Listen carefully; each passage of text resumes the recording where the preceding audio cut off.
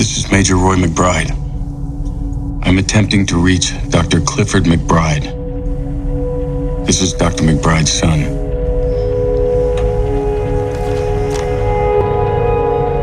Dad, I'd like to see you again. Wanna share screen with Brad Pitt?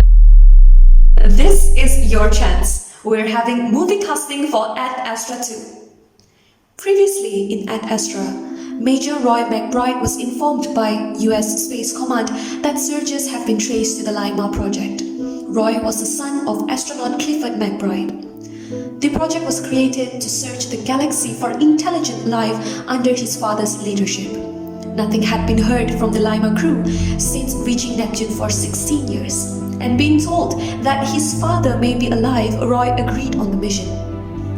During the 79-day journey to Neptune, being alone, Roy reflected on his relationship with his father and also his estranged wife Eve. The mission's isolation and stress took a mental toll. While approaching the Lima project station, Roy encountered Clifford.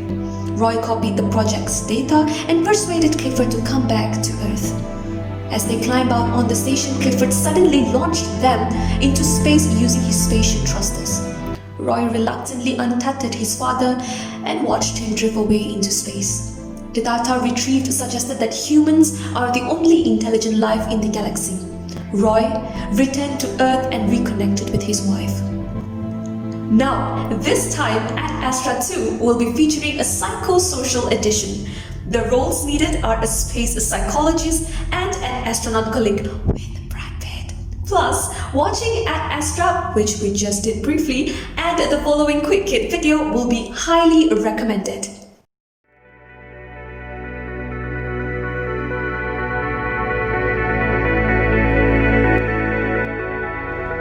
This is the quick hit on space psychology.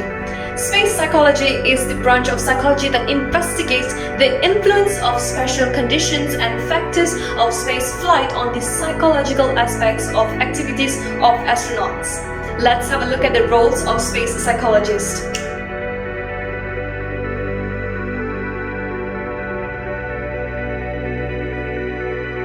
Those interested in being space psychologists are required to be empathic, being a good team worker, highly motivated, and is a good communicator, whereas astronauts are preferred to be resilient, easygoing, solution-driven, and have good social skills. We will investigate further on the psychosocial issues on space psychology. Speaking about environmental factors, first up on the list is the lack of stimulation. This is in the context of sensory deprivation, which is the deliberate reduction or removal of stimuli from one or more senses. A proposal was put forward by Donald Hebb to build an experimental chamber in which a human subject would be deprived of perceptual stimuli. In Hebb's experiment, male graduates got $20 daily for stay in small chambers. None lasted for more than a week. Number 2. Different atmosphere. This is on the aspect of space motion sickness, whereby one of the prominent causes is notified as oscillopsia. Oscillopsia is the sensation that the surrounding is constantly in motion when it is stationary. Number 3. Small capsule space. This is in the perspective of claustrophobia relapse. This can be prevented by hypothermia hibernation, whereby the whole body physiology is hypometabolic at low body temperature. Hypothermia hibernation eliminates mental effects of monotony, claustrophobia, and interactions. In the aspect of conflict susceptibility, there are internal and external conflicts. Internal conflicts are comprised of approach-approach conflict, approach-avoidance conflict, and avoidance-avoidance conflict. Whereas external conflicts have conflicts with an individual, with a group, or a few groups. And this is the summary.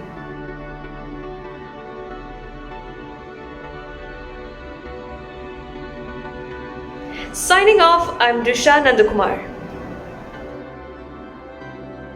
Catch you at the movie casting. We will